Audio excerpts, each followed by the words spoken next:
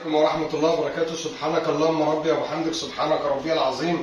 اللهم صل وسلم وبارك على سيدنا محمد.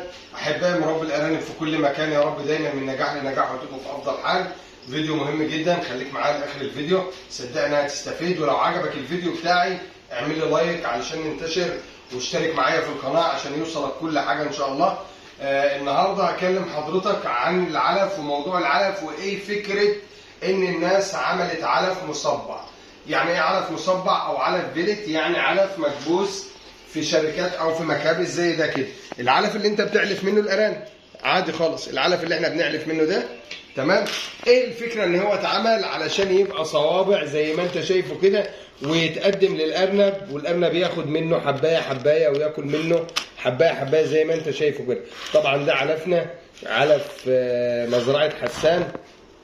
طبعا الحمد لله زي ما قلت لحضراتكم في فيديوهات قبل كده، انا ما ببخلش عليه باي حاجه، كل حاجه محتاجها الارنب محطوطه في العلف ده. وده الفكره، ان الناس عملت اعلاف مصبعه. كان الاول الناس بتجيب العلف تجيب النخاله اللي هي الرده، وتجيب ذره، وتجيب اللهم صل على النبي فول، قشر فول، وتجيب اللهم صل على النبي برضه، وتجيب صويا، وتجيب تشكيله كده وتحطها على بعضها، وتحطها في قلب الطوايل او العلافات بتاعت الارنب، اللي هي العلافه الطويله اللي احنا بنتكلم عليها. يعني يجيب ايه؟ يجيب ذره، ويجيب رده، ويجيب قشر فول مثلا، ويجيب صويا، ويجيب كذا حاجه على بعض كده، ويقوم حاططهم للارنب، ويقول لك ده علف ممتاز. فهو لو كان علف ممتاز، يقول لك انا اشتغلت بسنين، هو لو كان في علف ممتاز ما كانش الناس عملت الفكره دي. لان لما الناس عملت الفكره دي وعملت علف مصبع كده، كل الناس استخدمته وكل الناس اشتغلت عليه. في ناس سمته في الاول كده زمان، اول ما ربنا ارانب من سنين كده وانا صغير، كنا بنسميه كزب ارانب. كنا نقول لك كزب ارانب ليه؟ علشان هو كان شبيه اعزك الله بالكزب بتاع المواشي، بس الحبايه الثانيه تخينه وده رفيع. تمام؟ فايه الفكره من ان العلف يبقى مصبع كده، ما يبقاش كل حاجه فيه تيجي خام وتتحط في قدام الارنب زي ما الناس بتعمل. انا بعمل لك الفيديو ده ليه؟ لان في ناس كده بتتفزلك وبيعملوا نفسهم حرفه، وعمالين يعني كلام في كلام وحاجه، يعني اجرك الله ان احنا بنتقدم وبنتعب، وناس بتبقى تعمل اختراعات وتتعب نفسها، ودكاترة تتدخل، ونعمل قيمة غذائية ونعمل بروتينات، علشان هو يجي كده بكل فقاقة وهو قاعد كده على الرايق يقول لك ده العلف ده حاجة سيئة وماهيش كويسة. أنا سمعت كده من الناس، عشان كده بعمل لك فيديو. ده أنا كنت بجيب الردة وبجيب الدريس وبجيب مش عارف إيه وأحطهم على بعض، والارنب كان بياكل وبيطلع معايا 100. انما الوقت ده مع العلف ده اللي لا يا حبيبي، لا ابدا، لا يمكن. ده الافضل وده الاحسن، واقول لك الدليل على كلامي.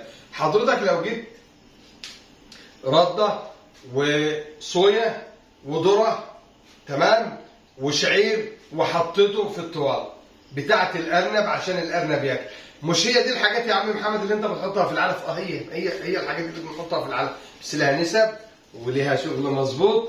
مش بحط ايه اجيب كده وارمي وخلاص والخبط على بعضه، لا ابدا، كده مش شغل مظبوط، لان العلف له نسب، له دنيته. تمام؟ طيب انت حضرتك هتجيب لي دريس حجازي مثلا وتحطه ياكلوه، ممكن ياكل الدريس الحجازي وما ياكلش الذره، فهو ما استفدش باللي انا عايزه.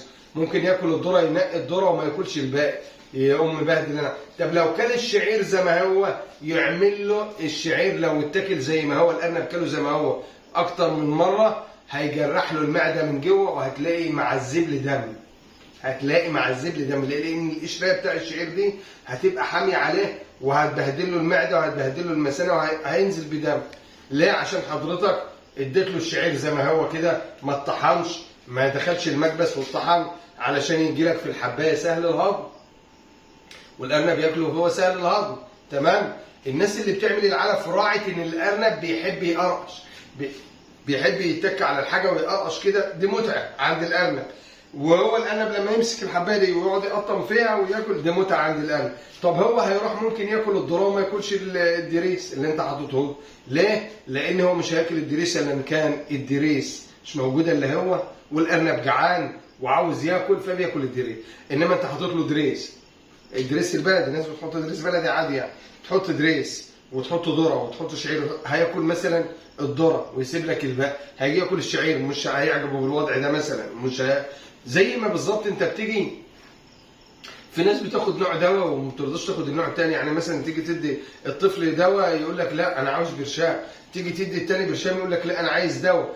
فالارنب انت بتدي له كل الحاجات دي داخل بعض، ما بيحسش، ما بياخدش باله، ما بيرجعش عن نوع فيهم، ما بياكلش نوع ويسيب لك نوع، لا ده بياكل العلفه كلها. واللي انت عايزه انت حاطط له شعير علشان تعمل له زي يعني الشعير شغلانته في العلف واكتر حاجه ان هو بيظبط الجهاز البولي، بيظبط الجهاز البولي ويظبط الكلى عند الارانب، ده دور الشعير.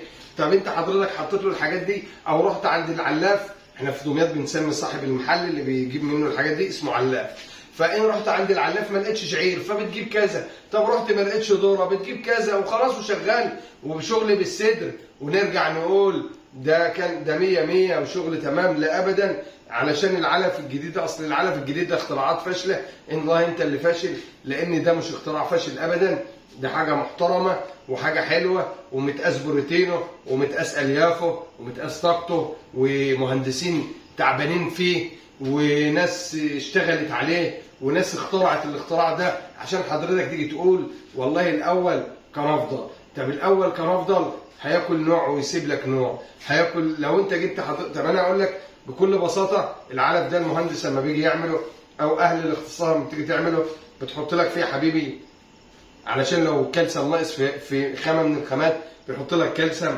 عشان يعوض لك. طب حضرتك لو جبت الذره وجبت الحاجه ديتي وحطيتها قدام الارنب هتجيب له كالسيوم ياكله لوحده؟ لا، ما اصل انا كنت بحطه في الميه. يا حبيبي ماشي اهلا وسهلا، هتحطه في الميه بس الكالسيوم ده لما بتحط في العلف افيد وبطريق مباشر افضل ما انت تحطه في الميه، وعلى طول بيبقى موجود معاه في كل صابع بياكله بياخد كالسيوم. يبقى الافضل ان هو ممكن فين وفين عمال يشرب ميه، انما هو بياكل العلف على طول فبياخد الكالسيوم اللي انت حاططه له. بتحط له فيتامينات بتروح له على طول مباشر، بتحط له مضاد كوليستيريديا، بتحط له كل حاجه في الحبايه دي. يعني الحبايه ديتي فيها مضاد كوليستيريديا، فيها مضاد كوكسيدي، فيها كالسيوم، فيها فوسفور، فيها اللهم صل على النبي، فيها حاجه للخصوبه، كله في الحبايه دي. كله في الحبايه دي عشان احنا جمعنا كل اللي الارنب محتاجه، او مش انا، ده الفضل لازم يرجع لاهله، للناس اللي اخترعت الكلام ده، جمعت للارنب، شافت الارنب وعملوا ابحاث الارنب محتاج ياكل ايه، ياكل كذا وكذا وكذا وكذا ومحتاج فيتامين كذا وكذا، جمعوا له كل حاجه في الحبايه دي علشان نقول له اتفضل خد الحبايه ديتي وكل منها فيها كل اللي انت هتجري عليه، لان احنا حبسناك وحطيناك في عين 50 في 50 علشان احنا اللي هناكلك. لان الاول انت كنت بتاخد اما بتجري في الصحراء بتاخد ورقه من دي وبتاكل حبايه من دي وبتعمل كده، احنا جمعناه لك عشان احنا حبسناك وعملناه لك في كل الافاده وفي كل اللي انت عايزه. فدايما خليك مع الناس المجتهده، خليك مع الناس اللي بتعمل لك علف كويس، خليك مع الاعلاف موجوده كتير في السوق، نقي العلف اللي ماشي معاك كويس، نقي العلف اللي بيفيدك. انا كان قصدي من الفيديو ده ان بلاش فزلك علينا وبلاش نقعد يبقى تحت ايدينا الاختراعات الكويسه والحاجه المحترمه وعاوزين ترجعونا ان احنا نمشي نشتغل شكاره من ده وشكاره من ده وشكاره من ده ونمشي نحط للارنب والارنب ما يستفدش. تحياتي لكل الناس، يا رب دايما من نجاح لنجاح، دايما مشرفيني ومنوريني على قناه اخوكم محمد حسان. السلام عليكم ورحمه الله وبركاته.